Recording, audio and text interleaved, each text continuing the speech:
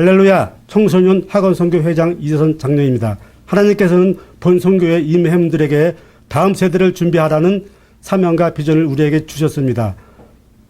기도하며 하나하나 준비하겠습니다. 많은 격려와 관심 가져주십시오. 선교의 임회원님들의 하나님의 사랑과 은혜 많이 받으십시오. 신명기 1장 4절에 천배의 복을 받으시고 누리십시오. 우리 모두 움츠렸던 가슴을 활짝 펴고 화이팅 하십시오. 오늘 말씀을 전해주실 목사님은 여의도 순복음교회 간악대교구장 마원감 목사님이십니다. 할렐루야. 주님 주시는 미래 세대를 위한 중보와 교육, 또 후원의 귀한 사명을 맡은 청소년 학원 선교회의 회원분들을 주님의 이름으로 축복합니다. 특별히 2021년 청소년 학원 선교회로 새 출발하는 귀한 선교회의 비전에 주님의 크신 역사가 임할 줄 믿습니다. 장기간에 걸친 코로나의 상황 속에서 주님의 의도하심을 묵상하면서 떠오르는 말씀은 신앙의 재정비입니다.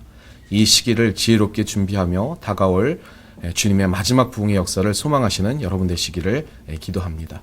그러면 미래 세대의 신앙을 위해서, 또한 우리의 신앙의 재정비를 위해서 우리가 살펴보아야 할 것은 무엇일까요? 그것은 오늘 말씀의 주제, 진짜 그리스도인, 찐 그리스도인입니다. 그러한 의미에서 오늘 본문 초대교회의 탄생과 초대교회는 어떻게 신앙을 유지하고 성장시켰는지 신앙의 기본기부터 살펴보도록 하겠습니다. 두 번째, 신앙의 기본기인데요. 군대에 가면 제일 처음 배우는 것이 제식 훈련입니다. 앞으로 가, 뒤로 돌아가, 열중셔, 차렷, 경례. 일주일 내내 이 훈련만 시킵니다. 재미있을까요? 아닙니다. 하나도 재미없습니다. 그런데 왜 이 훈련을 시킬까요?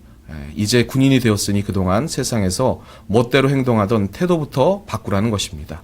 그래서 군인들의 걸음걸이, 격리하는 방법, 총을 들고 다니는 방법, 줄을 맞춰 서는 방법 등을 배우는 것입니다. 군인으로서의 기본기를 갖추게 하는 것이죠. 운동도 마찬가지입니다. 운동은 폼으로 한다는 말이 있습니다. 정확한 자세가 중요하다는 것이죠. 그래서 수영을 잘하는 사람이 수영 강습을 받게 되면 그 순간부터 수영이 어려워지기 시작을 합니다. 팔을 젓는 법부터 숨을 쉬는 방법까지 모두 다르기 때문이죠. 수영을 제대로 하고 싶으면 반드시 기본기를 닦아야 합니다. 기본기를 무시하고 수영을 잘하는 방법은 없습니다. 신앙생활도 이와 마찬가지입니다. 진정한 크리스천이 되려면 반드시 신앙의 기본기를 잘 닦아야 합니다. 그러면 신앙의 기본기가 뭘까요? 첫째는 말씀과 기도입니다. 오늘 본문 말씀 사도행전 2장 42절을 보시면 그들이 사도의 가르침을 받아 서로 교제하고 떡을 떼며 오로지 기도하기를 힘쓰니라. 교회 생활을 하면서 질리도록 들은 말 아닙니까? 귀에 딱지가 앉을 정도로 많이 들었을 것입니다. 왜 그렇게 말할까요? 가장 기본이 되기 때문입니다. 말씀과 기도 없이 신앙생활은 있을 수 없기 때문입니다.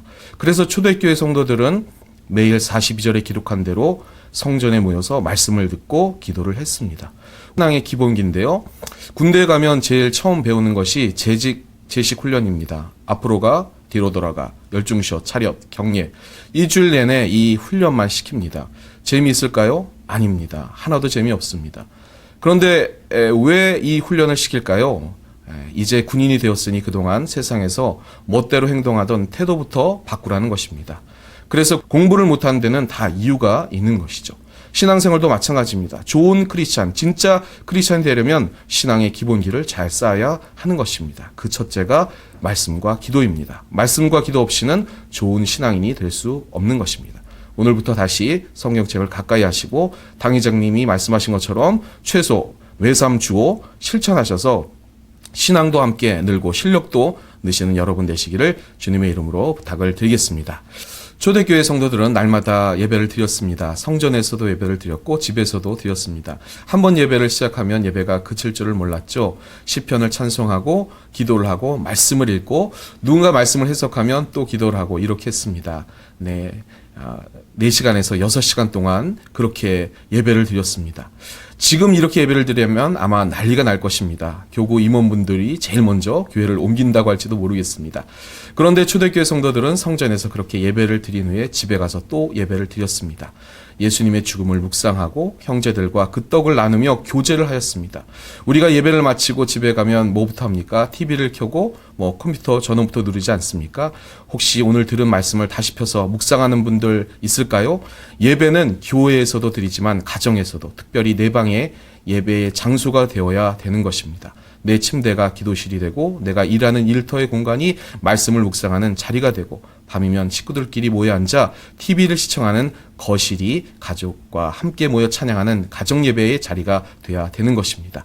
우리 가정이 예배 장소가 될 때 진정한 교제가 그곳에서 이루어질 것입니다. 이 기본기부터 다시 시작해야 될 줄 믿습니다. 오늘은 크리스찬의 세 가지 기본기에 대해서 말씀을 나눴습니다. 말씀과 기도, 사랑과 나눔, 예배와 교제는 우리 신앙생활에 있어 가장 기본이 되는 요소입니다. 이런 기본기를 잘 갖추면 47절의 말씀과 같이 우리가 하나님과 사람에게 칭찬을 받을 뿐만이 아니라 우리를 통해 구원받는 사람의 수가 날마다 더하게 될 것입니다. 신앙의 기본기를 잘 쌓아나가십니다. 그래서 다시 한번 이 땅의 부흥을 원하시는 주님의 뜻에 따라 코로나19 이후에 우리의 신앙 공동체와 우리가 섬기는 미래 세대의 멘토가 되시기를 축원합니다. 청소년 학원 선교회에 여러분들에게 다시 한번 당부를 드리겠습니다. 우리는 미래 세대의 멘토입니다. 다시 한번 이 신앙의 기본기를 되새기셔서 그 기본을 우리의 아이들에게 잘 증거하시고 전하시는 여러분 되시기를 주님의 이름으로 축원합니다.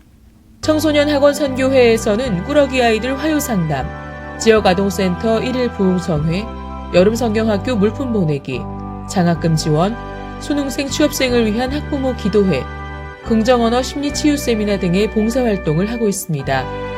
2021년도에도 회원 여러분들과 함께 더 많은 봉사활동을 할 수 있도록 기도하겠습니다. 감사합니다.